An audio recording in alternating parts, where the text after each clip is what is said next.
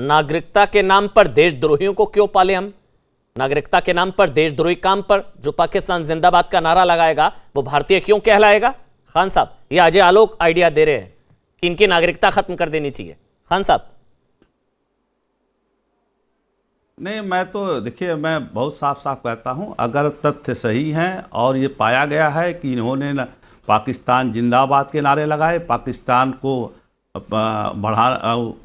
झंडा ऊपर करने का काम किया है, तो इनको इस पर सख्त से सख्त कार्रवाई होनी चाहिए और इनको जेल में डालना चाहिए। हम इस चीज़ के पक्षधर नहीं हैं। बीइंग ए मुस्लिम, मैं बताना चाहता हूं आपको कि हमारा धर्म इस्लाम इसको स्वीकार नहीं करता है। धर्म इस्लाम कहता है कि जिस देश में रहते हो, जिस देश के मुल्क में खाना खाते हो, जिसका कपड़ा पहनते हो, जिसकी हवा लेते हो, उस मुल्क के साथ गद्दारी मत करो, ईमानदारी से करो। अगर वो ऐसा करता है तो मुसलमान है ही नहीं है।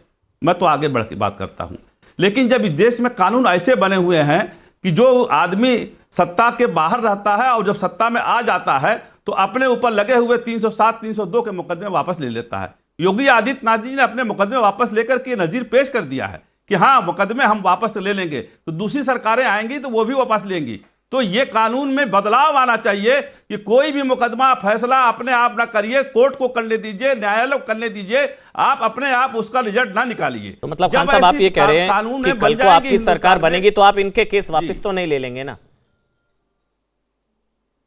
इन गद्दारों के नहीं लेना चाहिए, मैं ये कह रहा हूं, नहीं लेना चाहिए। मैं आप तो नहीं ले लेंगे? कल को आपकी सरकार बन गई गठबंधन की, कैसे तैसे, तो आप लोग तो नहीं ले लेंगे ना? जैसे समाजवादी पार्टी ने आतंकियों के केस वापस लेने की गुजारिश की थी, कोर्ट से फटकार पड़ी थी। अमन जी,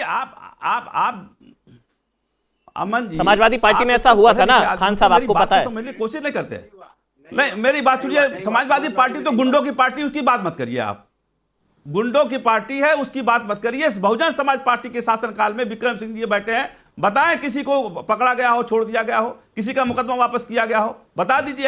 आप मेरी बात को समझने की कोशिश ही नहीं कर रहे हैं, उल्टा सवाल करते हैं। जब देश हित की बात करते हैं, जब संविधान की बात करते हैं, तो आप उस पर सवाल उठाते हैं। संविधान के साथ हिंदुस्तान में रहना पड़ेगा, जो हिंदुस्तान का आईन है उसके हिसाब से रहना पड़ेगा। जो नहीं रहना चाहता है देश छोड़कर चला जाए, हम तो इसके पक्षधर हैं।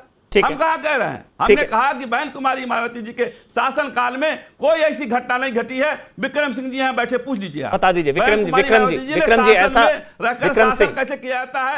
ऐसे किया जाता है। विक्रम सिंह उत्तर प्रदेश के पूर्व डीजीपी हैं। विक्रम सिंह जी, आप ही बता दीजिए। मतलब ये डर होता है हमेशा कि सरकारें बदलती हैं तो केस वापस हो जाते हैं, गैंगस्टर से लेकर गद्दारों तक के। जी विक्रम सिंह, मैं बताना चाहूंगा कि मुझे और पुलिस विभाग को पूरी छूट थी। जिसको चाहो गिरफ्तार करो, जिसके ऊपर जो चाहे कार्रवाई करो, जिसके ऊपर जो चाहो एफआईआर करो, छापे डालो।